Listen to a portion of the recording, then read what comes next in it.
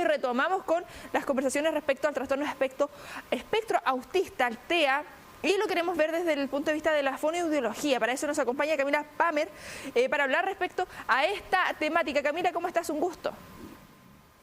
Hola, muchas gracias. Hablábamos anteriormente con un psiquiatra respecto y él nos hablaba también de la importancia del equipo multidisciplinario que ocurre cuando hay niños y niñas y adolescentes diagnosticados con TEA. El trabajo que realizan ustedes como fonoaudiólogos, lo importante de también potenciar lo comunicacional. Sabemos, y ya nos quedó claro también con estas conversaciones, que hay diversos niveles y evidentemente de acuerdo al nivel, ahí el trabajo que van realizando ustedes va en mayor o menor medida. Sí, claro. Esto ocurre en diferentes grados, ¿cierto? Como comentaban anteriormente, pero eso es solamente una foto de lo que pudiese llegar a ocurrir con el niño. Porque recordemos que esto es un diagnóstico, pero que está también acompañado de un ambiente, de la biología de la persona. Entonces, no necesariamente que un niño diga que tiene un trastorno moderado o severo va a quedar así. Es por eso que existe la intervención desde las diferentes profesionales que trabajan en ello. Porque gracias a esa intervención paso a paso, el niño puede surfear desde un grado de severidad muy profundo hacia algo más leve y puede ir variando. Por eso la importancia de la intervención del fonoaudiólogo, del terapeuta ocupacional, del kinesiólogo y de todas las competencias asociadas en esto. Sí, ¿cómo se va realizando también ese trabajo en general, sobre todo cuando son más pequeñitos? Lo importante también de iniciar estas terapias, todos estos tratamientos a temprana edad precisamente. Nos señalaban también ahí lo importante. Y claro, ahora nos estamos enfocando en niño, niña y adolescente, pero el trabajo continúa evidentemente en la adultez, pero lo importante es que exista esta contención desde temprana edad. ¿Cómo se va realizando también ese trabajo? Y algo que hemos destacado también en estas conversaciones, el trabajo con la familia. Acá no solamente hablamos del paciente, niño, niña, adolescente, sino del núcleo familiar en general. Sí, la verdad es que una buena estimulación temprana trae consecuencias muy positivas en los niños, adolescentes y adultos, porque es efectivamente cuando el desarrollo del cerebro se está formando, ¿cierto?, en etapas tempranas, pequeñitos, en donde podemos modificar y en donde podemos moldear el desarrollo. Entonces es importante poder, ya se tiene un diagnóstico precoz, ¿cierto? Mira, lo que pasa es que esto ocurre porque a nivel de los 9 meses de edad, podemos diagnosticar a un niño porque efectivamente nos vamos dando cuenta que su atención conjunta, esa capacidad de atender conjuntamente con el papá que le está señalando algo, el niño no la tiene. Y desde ahí en adelante ocurren una serie de seguidillas de consecuencias que nos van a aparecer en el mismo desarrollo que un niño con un desarrollo típico. Entonces, la importancia de poder fomentar la estimulación temprana en el rol del fonoaudiólogo radica principalmente en buscar esta atención conjunta que está, el niño con autismo es un niño que sigue y va a seguir siempre centrado en el objeto, porque está dentro de su interés. Entonces, el rol de nosotros es competir con ese objeto, competir con esa otra estimulación que no le causa tanto interés, porque no tiene motivación por el desarrollo social. Dentro del diagnóstico del DSM-5 se encaja, ¿cierto?, que el trastorno de la comunicación obviamente va relacionado con las relaciones sociales. Sí. Entonces, si el niño no desarrolla estas competencias que son de atender, de mirar, de señalar, de interactuar con el otro, con el adulto en un principio para después poder hacerlo con sus pares, es difícil que pueda tener buenas relaciones sociales cuando sea más grande. Entonces, por eso es importante poder fomentar y atender a este niño en una etapa temprana, porque su cerebro todavía está moldeable para poder desarrollar estas áreas que no tienen competencia netamente con la palabra. Sí. Porque a nosotros nos llegan muchos niños que mi niño no habla. Y eso no es realmente, eso es algo concreto, que en algún momento se va a manifestar en el niño.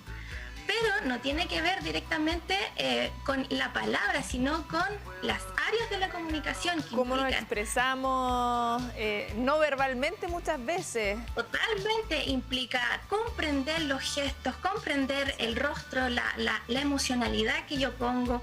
Y eso en un niño es un paso a paso, tiene que ser enseñado paso a paso, porque la nutricionista lo decía adelante, o sea, un plátano cambia, varía. Sí, po. Y eso un niño con autismo no lo interpreta de la misma forma. Entonces, ese paso a paso, esa enseñanza tiene que ser súper directa para que el niño lo vaya generalizando como corresponde. Porque claro, tenemos niños que llegan a la etapa escolar y que se frustran porque hay una serie de cosas que no fueron como ayer. Y tiene que ver con eso, con ese aprender a generalizarlo, pero para eso tuvo que pasar primero por una experiencia del paso a paso, de la individualidad. Sí, Camila, yo lo señalaba al principio y lo importante de abordar estas temáticas tiene relación porque lo poco que se conoce. Sí se ha aportado desde la cultura pop, por así llamarlo, por ejemplo con series como The Big Bang Theory, donde está Sheldon Cooper, que es dentro del TEA, The Good Doctor, si no me equivoco, también señala ahí, y personas que ya se desenvuelven en la vida adulta. Y por eso también lo importante de hablar esto desde temprana edad, de que tengan evidentemente el mejor desarrollo, una mejor calidad de vida, ya cuando sean de manera independiente. Muchas veces nos pasa, o quienes conocemos personas con TEA, nos podemos identificar otros precisamente por eso, por la forma de comunicarnos. Y más allá de la palabra, como tú indicabas, tiene que ver con gestos, tiene que ver con movimientos, tiene que ver también como cómo uno se comunica con ellos, y muchas veces no se van entendiendo algunas bromas o algunas cosas que en el resto de la sociedad se van como naturalizando.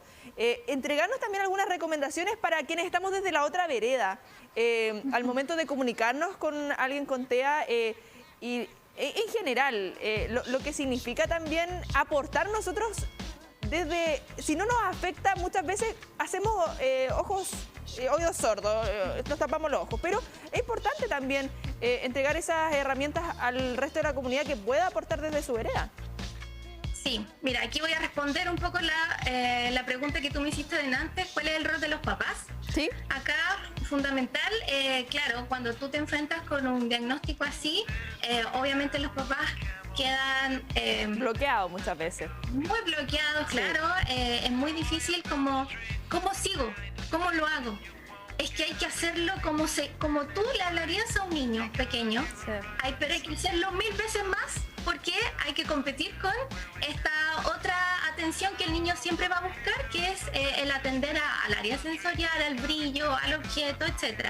Entonces, si con un niño hay que jugar, con este niño hay que jugar 1000 veces más dentro de lo posible, ¿cierto?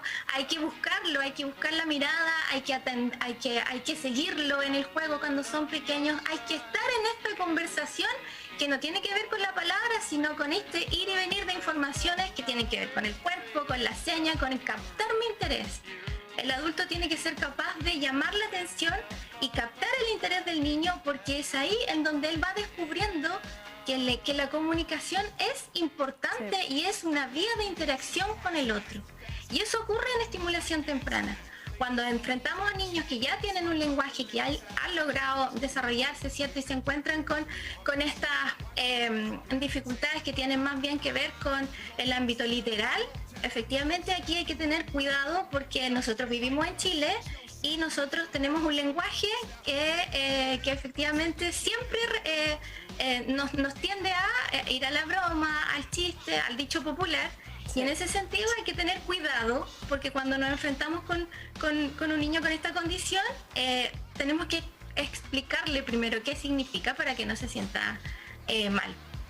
Siempre dentro de esta condición, cuando, claro, tú lo decías, hay que aprender a leer este adulto que a lo mejor no mira, no está atento a este gesto que yo le estoy ofreciendo con las manos, con la cara, a esta intencionalidad, porque no lo decodifica de la misma forma. Te comentaba yo que para poder abordar esto, primero tuvo que pasar por un proceso de comprensión primero de que esto era igual al otro, o sea, este gesto es igual al otro de otra persona con otras características físicas, pero que en el fondo corresponden a lo mismo. Entonces, por eso es importante poder fortalecer estos procesos cuando son pequeños, porque cuando se desarrollan en la vida adolescente o adulta, esto ya se hace de una manera mucho más natural. Sí, también algo que hemos ido dejando en todas estas entrevistas es ese mensaje a la familia. Como tú señalaste, es muy probable que al inicio se bloqueen. Darles ese también esperanza y tranquilidad respecto a lo que se está haciendo en esta área, a lo que se ha podido avanzar y lo importante también de ese trabajo, como hemos indicado, multidisciplinario de las diversas áreas. Estamos hablando desde la fonoaudiología, acá lo hablamos desde la nutrición, lo vamos a ver desde la kinesiología más adelante, pero acá convergen diversas áreas y lo importante que ese apoyo... Claro, uno entiende también ese bloqueo del inicio, pero seguir avanzando y buscar esas redes también. Sí, claro. Esto no es nuevo.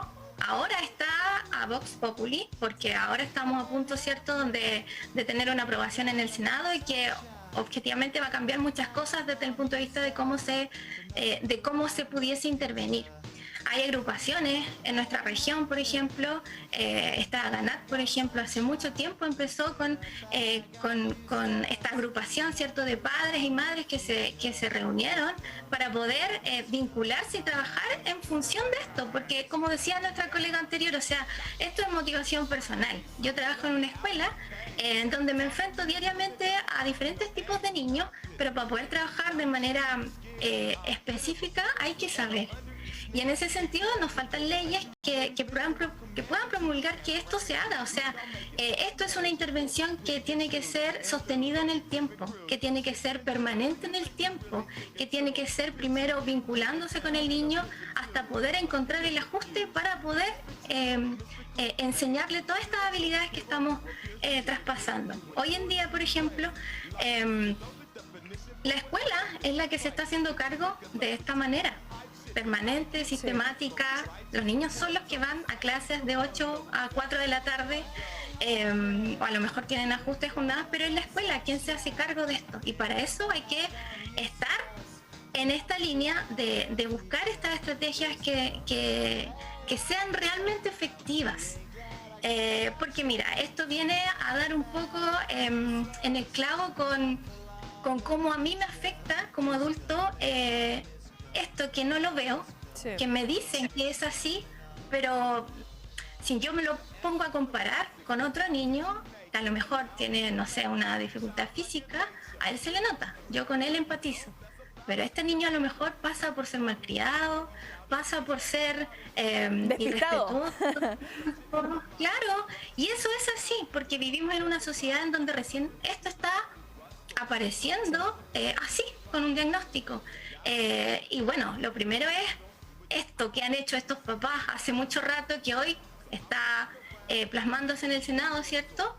Porque necesitamos informarnos, aceptar esta condición.